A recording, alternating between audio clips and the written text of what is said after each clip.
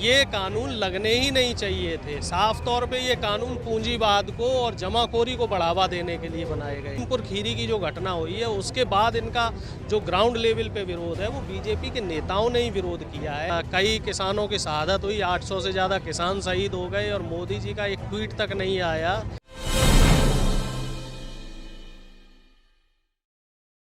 प्रधानमंत्री मोदी ने एक बार फिर से सभी को चौंका दिया है।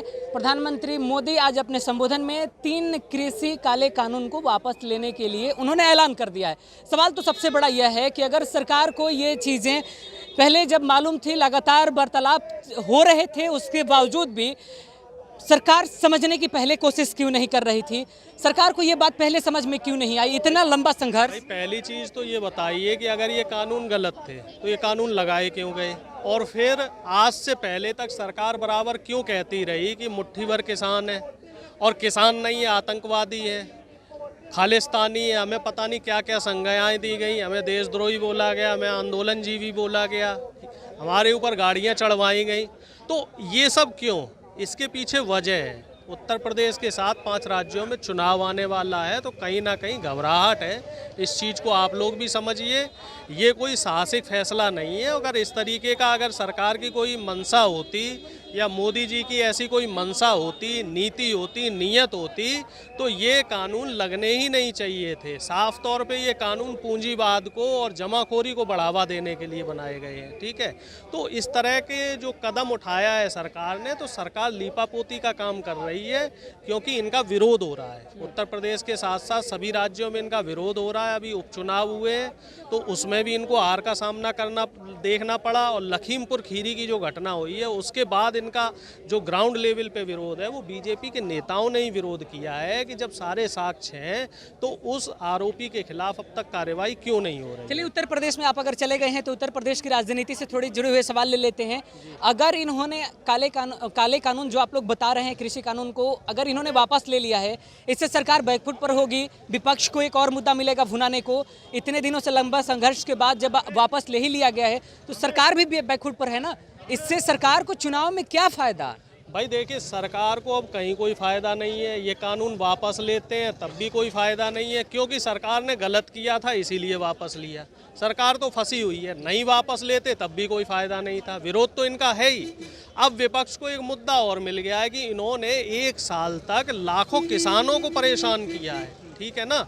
और अगर ये कानून गड़बड़ थे तो ये लगाए क्यों गए? तो कहीं ना कहीं इसमें सरकार को हार का सामना करना पड़ रहा है, और ये सरकार की बहुत बड़ी हार है, ठीक है। इसको आप सरकार की हार के तौर पे देखिए, सरकार की नाकामी के तौर पे। समझ में नहीं आ रही है कि अगर प्रधानमंत्री मोदी को अगर इसे वापस ही लेना था, उत्तर प्रदेश चुनाव या अन्य 5 राज्यों का चुनाव जिसका आप जिक्र लगातार बार बार कर रहे हैं, इसी दौरान क्यों? इससे क्या फायदा होने वाला? क्या वोट बैंक में इसे तब्दील कर पाएंगे, या फिर महज ये एक लॉलीपॉप की तरह है? देखिए, ऐसा है, ये कोशिश कर रहे हैं। जिस तरीके की कोशिश ये पहले करते रहे हैं, किसानों को बरगलाने की कोशिश कर रहे हैं, किसानों को भुलवावे में लाने की कोशिश कर रहे हैं, लेकिन इनकी ये चाल नहीं चलेगी, क्योंकि किसान 1 साल से यहाँ बैठा हुआ है, और किसान यहाँ जो है कई किसानों की शहादत हुई, 800 से ज़्यादा किसान शहीद हो गए, और मोदी जी का एक ट्वीट तक नहीं आया।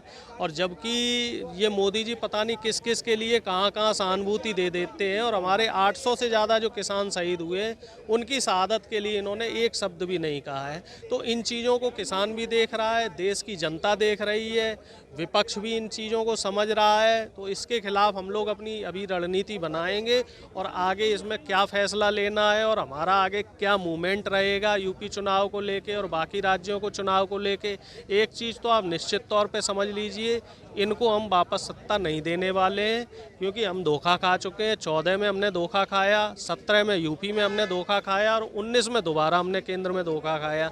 तो बार बार अब हम इनको धोखा खाने के लिए नहीं बैठे हैं, इनको हम सत्ता से बाहर करेंगे। अच्छा, ये 3 काले कानून जिसका लगातार काला कह के आप लोग जिक्र करते थे, अब ये तो वापस हो गया। इसके बाद किसानों के पास क्या खास तौर पर मुद्दा बना अभी है? वापस नहीं हुआ है, ये कानून संसद में लागू हुए थे। बिल्कुल बिल्कुल, तो संसद में ही वापस प्रावधान के अंतर्गत ही वापस लेने की बात कही जा रही है। एमएसपी का भी कानून रह रहा है, ठीक है, बिजली का कानून रह रहा है कि बिजली आदि होनी चाहिए, मुआवजे पे कानून बनना चाहिए, जो बकाया का जो भुगतान है वो तुरंत होना चाहिए, अगर वो 15 दिन के भीतर नहीं होता है तो उस पर भी हमें ब्याज मिलना चाहिए और कार्रवाई होनी चाहिए। तो इस तरीके की कई पॉइंट्स हैं जिन पे अभी सरकार को चर्चा करनी है। लगातार चुनावी मुद्दे बनेंगे। बिल्कुल, और इन पे सरकार को फैसला लेना पड़ेगा। बिल्कुल, तो देखिए अब इससे एक बात तो तय हो गया है कि ये कृषि कानून को वापस लेकर के सरकार ने अन्य तमाम मुद्दों को भी एक हवा दे दिया है। उत्तर प्रदेश के साथ साथ कई अन्य राज्यों में भी चुनाव होने हैं और चुनाव के लिए सबसे असली मुद्दा अब किसान ही बने हुए हैं। किसानों को इर्द गिर्द ही तमाम राजनीतिक कड़ियाँ घूमने वाली है।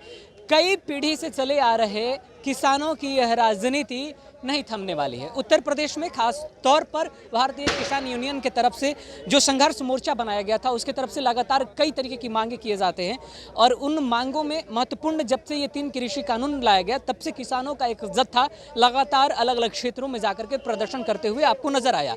तमाम तरीके की खबरें हमने लगभग 1 साल पीछे से लेकर के अब तक दिखाया है, लेकिन सवाल यह है कि अगर इसी प्रकार से कृषि कानून को वापस लेना था तो सरकार इतने लंबी बातचीत के बावजूद क्यों नहीं समझ पाई, बातचीत की इतनी प्रक्रियाएं क्यों चलाई गई।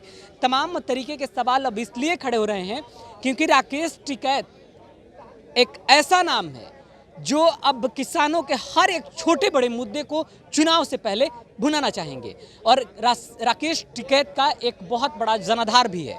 राकेश टिकैत को आप यूं समझ लीजिए कि जितने भी राकेश टिकैत के समर्थन में अलग अलग बॉर्डर के इलाकों में जाकर के प्रदर्शन कर रहे प्रदर्शनकारी किसान जो आपको नजर आ रहे थे वो महज व्यक्तिगत और पार्टी आधारित किसान थे। मतलब साफ है, व्यक्ति विशेष से जान पहचान बढ़ी और फिर पार्टी में सम्मिलित, यानी आप कह सकते हैं कि या तो वो पार्टी का कैडर रहा हो, यानी किसान मोर्चा की तरफ से वो आया है, या फिर जो एक व्यक्तिगत रिलेशनशिप बताया जाता है उसके अनुसार आया हुआ है। किसान यूनियन अब आगे लगातार संघर्ष करता हुआ आपको चुनावों में नजर आएगा। समीकरण उत्तर प्रदेश से नहीं है, महज उत्तर प्रदेश एक झांकी है। हम आपको समझाएंगे असली खेल कहां बाकी है। नमस्कार। Subscribe now and press the bell icon. Never miss an update.